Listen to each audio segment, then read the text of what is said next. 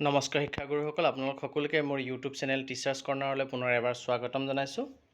Special recruitment ড্ৰাইভেৰে ৰেগুলাৰাইজেশ্যন হ'ব বিচৰা শিক্ষকসকলৰ সম্পৰ্কে টেট শিক্ষক যৌথ মঞ্চৰ এক প্ৰেছ বাৰ্তা প্ৰকাশ পাইছে। তাতে কিমান শিক্ষকে স্পেচিয়েল ৰিক্ৰুইটমেণ্ট ড্ৰাইভৰ অধীনত আবেদন কৰিছে সেই কথাও উল্লেখ কৰিছে। মই আপোনালোকক সম্পূৰ্ণ বাতৰিটো দিবলৈ চেষ্টা কৰিম। ভিডিঅ'টো শেষলৈকে চাব। চাই ভাল পালে লাইক এণ্ড শ্বেয়াৰ কৰিব আৰু চেনেলটি যদি এতিয়াও ছাবস্ক্ৰাইব কৰা নাই কাইণ্ডলি ছাবস্ক্ৰাইব কৰিব।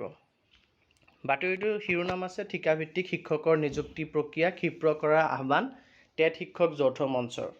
অসম চৰকাৰে সমগ্ৰ শিক্ষা অভিযানৰ অন্তৰ্গত ঠিকাভিত্তিক শিক্ষকসকলক বিশেষ নিযুক্তি প্ৰক্ৰিয়াৰে নিয়মীয়া কৰিবলৈ লোৱা দূৰদৰ্শী পদক্ষেপক সদৌ অসম টেট শিক্ষক যৌথ মঞ্চই আদৰণি জনাইছে। যোৱা 6 আগষ্টত অসম চৰকাৰৰ প্ৰাথমিক শিক্ষা সঞ্চালকালয়ে এক বিজ্ঞাপনযোগে 5 বছৰৰ অভিজ্ঞতা সম্পন্ন ঠিকাভিত্তিক শিক্ষকসকলক নিয়মীয়াকৰণৰ বাবে আবেদন গ্ৰহণৰ প্ৰক্ৰিয়া আৰম্ভ কৰিছিল।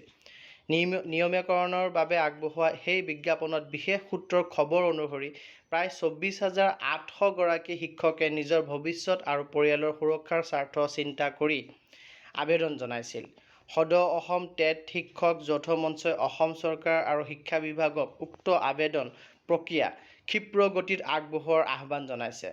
ঠিকাভিত্তিক শিক্ষকসকলৰ জীৱন পৰিয়ালৰ নিৰাপত্তাৰ স্বাৰ্থত আৰু সুৰক্ষাৰ স্বাৰ্থত আবেদন কৰা সকলো শিক্ষকে নিয়মীয়াকৰণৰ প্ৰক্ৰিয়াটো ক্ষীপ্ৰতাৰে আগবঢ়াটো বিচাৰিছে। এইবুলি টেট শিক্ষক যৌথ মঞ্চৰ ফালৰ পৰা আহ্বান জনোৱা হৈছে। ধন্যবাদ।